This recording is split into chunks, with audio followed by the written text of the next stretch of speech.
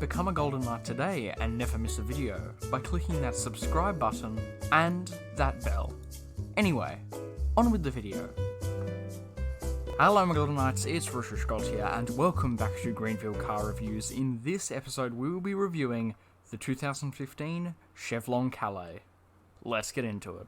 So this vehicle is most easily found by just literally searching up the name directly through here. Obviously you got the 1970 version, but the one we're reviewing today is the 2015 version, which is a few thousand more, coming in at $47,500, that's right.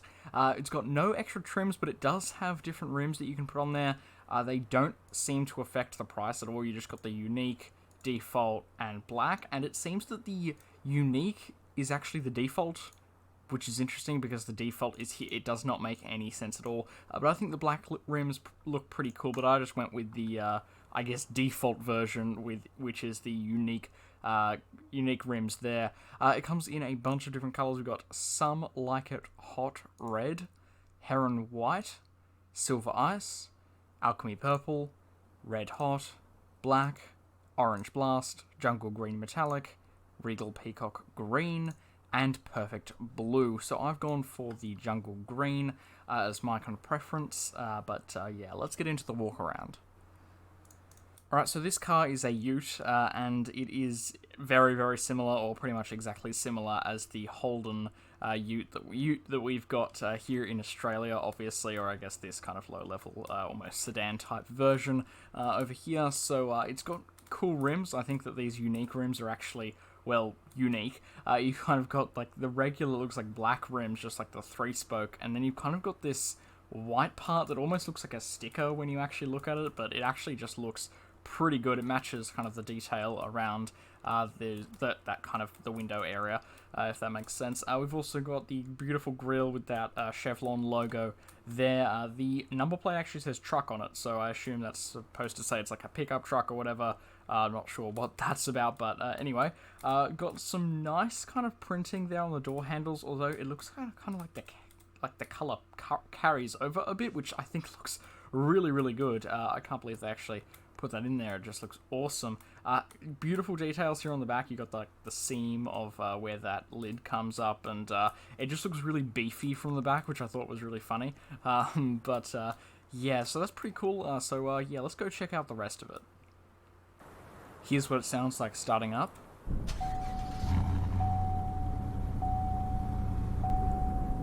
Here's what its horn sounds like.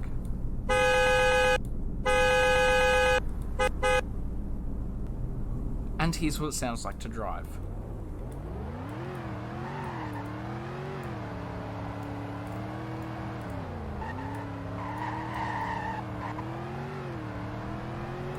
Alright, so for its lights, we've just got the two kind of normal lights at the front there. Over here on the back, we've just got kind of those like quad ones, which I think just really fits the back there. And of course, we've got that little red strip up there, which looks really, really cool.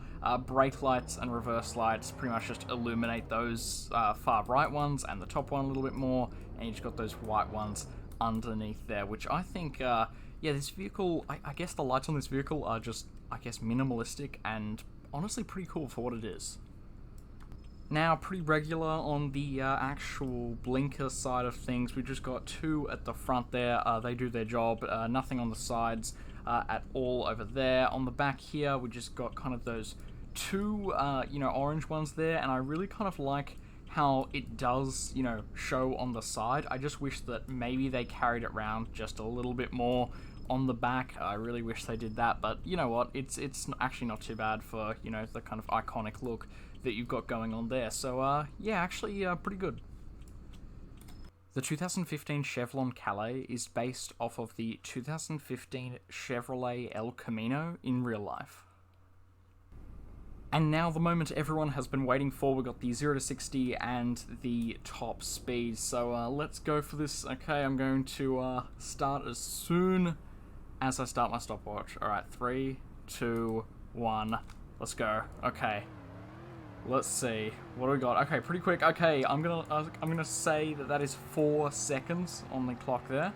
And we've got a top speed of 137 miles per hour, which is 222 kilometers per hour. So really, really interesting there, and actually, yeah, pretty good, but we'll talk about that just a little bit later. Alright, let's talk about what it's actually like to drive. So handling is actually very, very good. It's kind of balanced and not, it's not too sensitive, but also not too unresponsive, which I think is a really, really good thing. It actually tends to be really, really smooth and just nice to drive. Braking is actually pretty good, surprisingly, and so is the acceleration. The acceleration, about 4 seconds, is actually really, really good, and I just think that this is a really good all-round vehicle. It's actually really good at drifting, which I kind of tested out a little bit on the way here, and yeah, it was actually really, really fun. Right, so this one sells for $41,325, so obviously, as always, you're not really losing a huge deal. It's not an overly expensive car, so I wouldn't be worried about this one. Alright, so it's now time to rate this vehicle in the trucks class, even though I don't really think that it falls under the trucks class. But anyway, we can go ahead and rate it. So I'm going to give this thing in the trucks class probably, and this is being very generous, I'm going to have to say a 7.5 out of 10, just because it's not technically an actual truck, but it's still a super, super fun vehicle, and it probably actually deserves a higher rating, but because I'm forced to actually rate these, in their specific classes, I can't really go any higher than that. But yeah, this thing is absolutely awesome. The acceleration's great, braking's great, handling's pretty good, it's fun to drive. It's just like you can absolutely go mad drifting with this thing. It is just absolutely awesome. Now, are there any other, kind of drawbacks? I'm actually not really sure.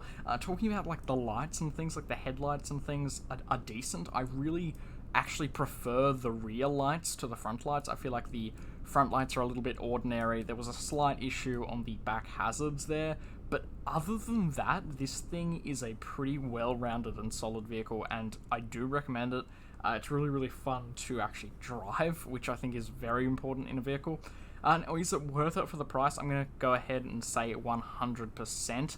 It is not overly expensive at all, but you will actually need the luxury vehicle pass to purchase this vehicle. Now, is it worth just getting the luxury vehicle pass to actually purchase this vehicle? Honestly, I'm going to say yes, because this thing is absolutely brilliant, especially if you want to do, a special type of RP or something like that. This thing is just absolutely amazing, like some sort of drifter RP. I don't even know what you would do, but this thing is just absolutely epic, I think is the word to actually describe this one. Yeah, that is going to do us for today, so I hope you did all enjoy. I do recommend buying this vehicle, so at the first chance you get, go ahead and do it. If you've got the luxury vehicle pass, go ahead and pick this one up. It is just absolutely fantastic. I just love the I can't go on about this car anymore, okay? I wish that I could rate it higher, but obviously, it's in the trucks class. But thank you all very, very much for watching. Hope you all enjoy. Hope you found this useful, more importantly, and I'll see you all in the next one. Goodbye.